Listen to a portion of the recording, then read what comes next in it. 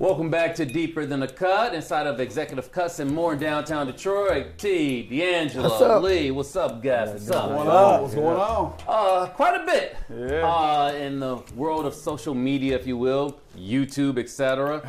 A familiar name that has kind of come back into the conversations, Katt Williams. Well-known comedian, as we all know.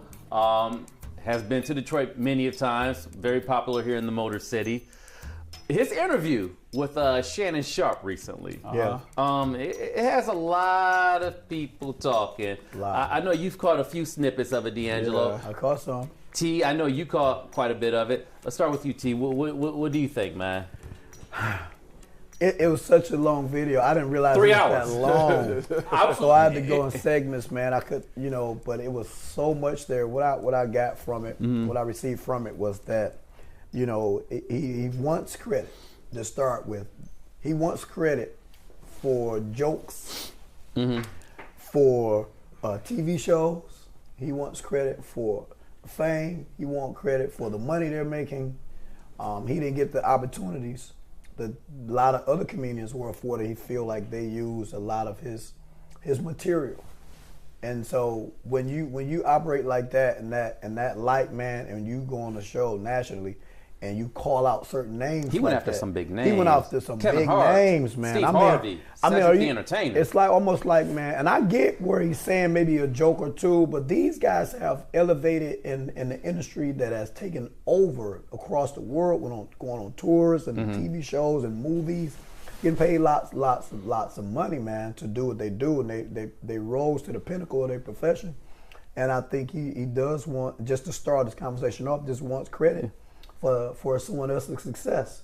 And I do get it when you're in conversations, comedian for comedian, we out to lunch or whatever, or we just having a candid conversation.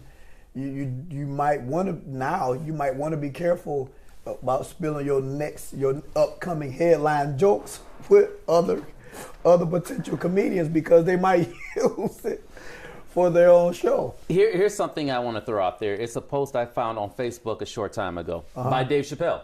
Okay. Oh, I think I heard that. So here's a quote by Dave Chappelle at a local radio station.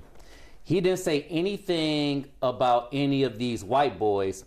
Katt is one of the best painters in the game. So why are you drawing ugly pictures of us? The way I understood that quote by Dave Chappelle is he going after people within his own community, tearing other brothers down. Yeah, I mean, that's, in reality it is, but it's not a new script. This script has been written so many times over, and partly because people within that same community that you're tearing down, they draw to it. I mean, This Katt Williams interview, it exploded. It exploded like never before. Major. It didn't explode just because it was on Shannon Sharpe's platform. It exploded because, people of that same community that Dave Chappelle talking about tearing down, they drew to it, and it was the talk of the town. It's been the movement and shaking. Every podcast you go to has talked about it in so many different fashions and forms. But I would have to agree with Dave Chappelle as it relates to being kind of detrimental to the same people that you work with, the same people that you're in community with. Now, do I believe some of it is true? I believe that it has some truth to it. But I was talking to someone, and we were talking here a little earlier, that sometimes as men, if I have a problem with you, I think it's best and beneficial that I go to you and talk to you about it. One-on-one, right? And so if I feel like you stole my joke and I talk to you, right, and you don't want to receive it, then you might see me on the social media. I talk to such and such. He still don't want to. But let's converse one-on-one first. But I believe it would be beneficial if we're really trying to get to a solution, as opposed to I'm going on tour. Get ready for me to see me coming to your town. You want to hear what I got to say because you heard me on Shannon Sharpe. Now, like I said, do I believe some of the stuff that he's saying is true?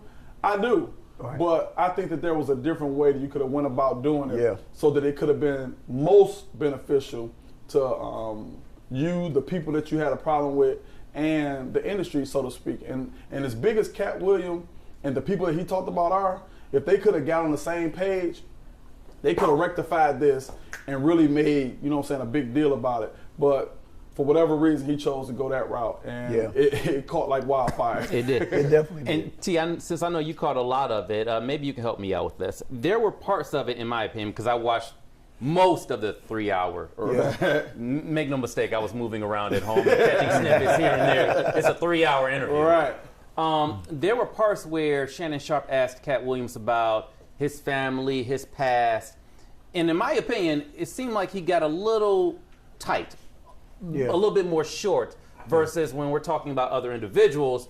I'm telling the truth, the whole truth, and nothing but the truth. But when he was asked specifically about him, his father, their relationship, his children, it was short and sweet. Absolutely. It was clear that he didn't want to reveal a lot of his upbringing, a lot of his background.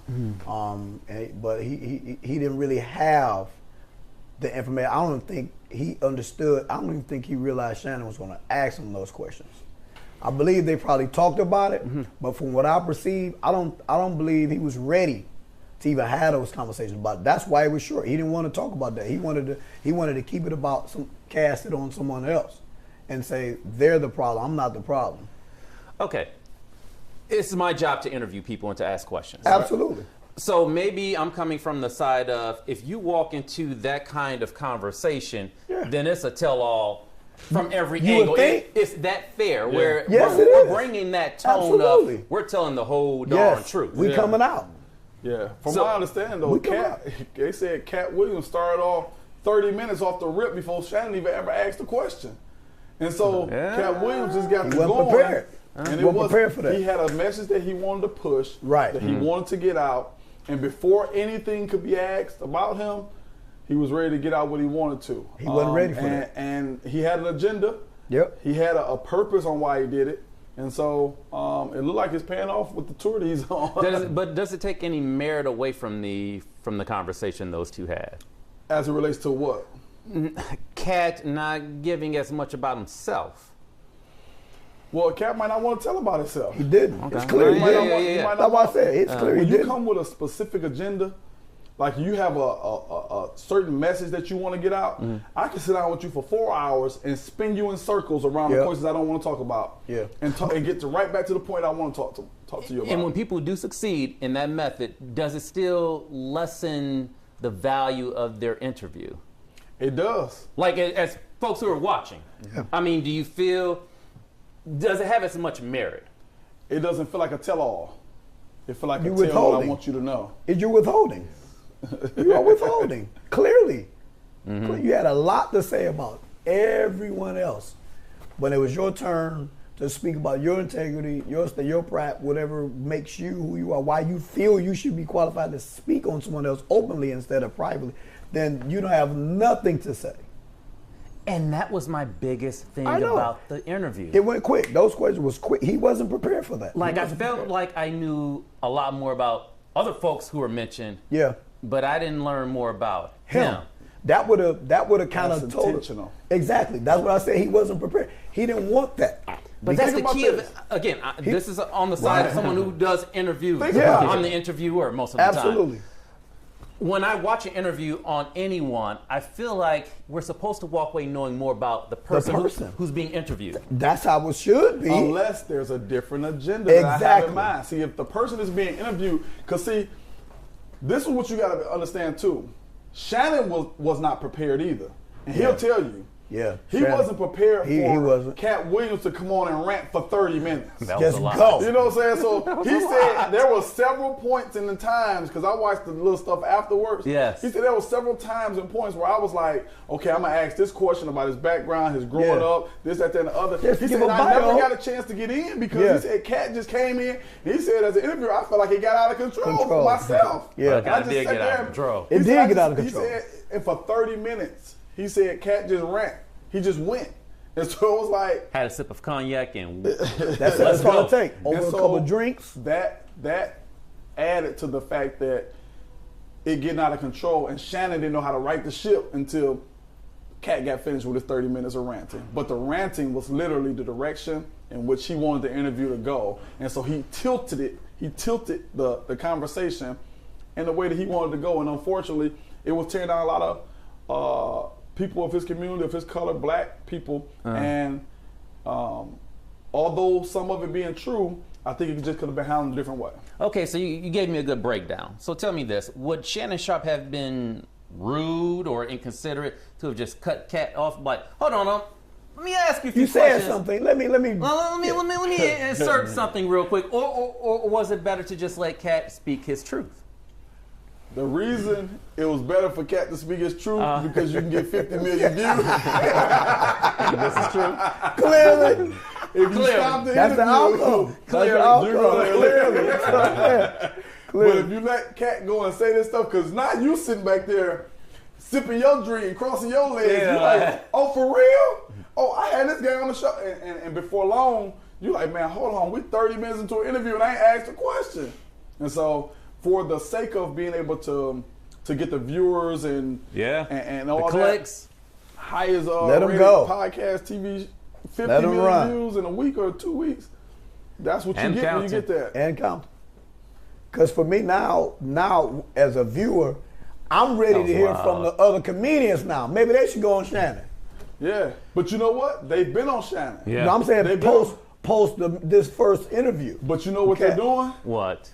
And I'm not sure if this is 100% correct, but this is what I read, that the Kevin Harts and the Steve Harveys, they haven't really totally addressed it. Yeah, they what haven't. they're doing is that they're filing a lawsuit for defamation of character. Yeah.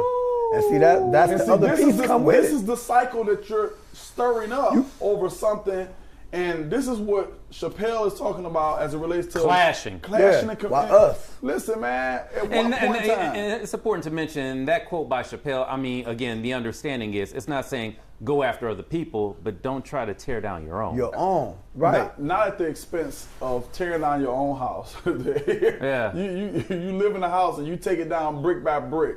Before long, the house won't have any. Because also now there's no tension protection. because you have some people who are saying, no, you can't go after Katt. I mean, you can't go after Kevin Hart and Steve and Cedric that way. Yeah. And then you have other people saying, well, Katt Williams spoke a lot of truth. Yeah, So now there's a division in It that absolutely topic, automatically.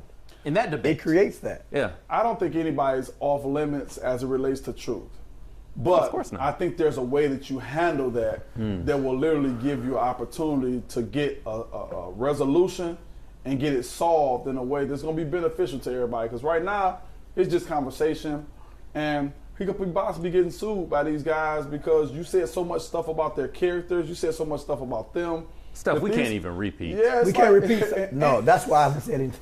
And so, if you're gonna take those opportunities, you got to be willing to take what comes along with that. Yeah. And if it is true that lawsuits are coming, man, it just adds to the downward spiral of the sadness of the situation. What at might hand. be really going on. Well, really, Yeah, beneath the like- surface. and like I said, even if it's true, Because who sits down and just goes on a 30-minute rant without you You've been even feeling this for giving a your long perspective? time. That's not a conversation. That's a that's a monologue. Absolutely. Yeah. It's a blog. This Yes. is just like a rant. So. I mean, there's a natural pause in any conversation where I Yeah. come to you, T, or you, Exactly. D'Angelo, or you, Leanne. Yeah. We converse about whatever.